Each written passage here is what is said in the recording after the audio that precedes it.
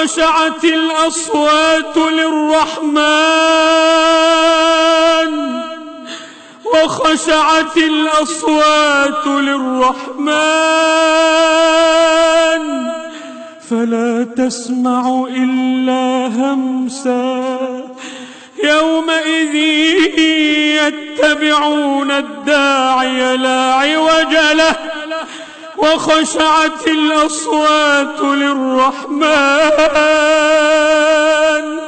وخشعت الأصوات للرحمن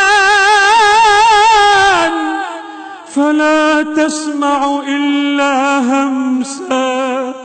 يومئذ لا تنفع الشفاعة إلا من أذن له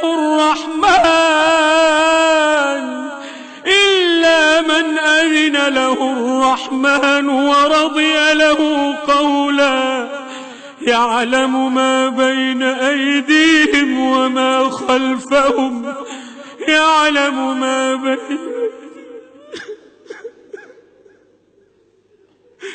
يعلم ما بين أيديهم وما خلفهم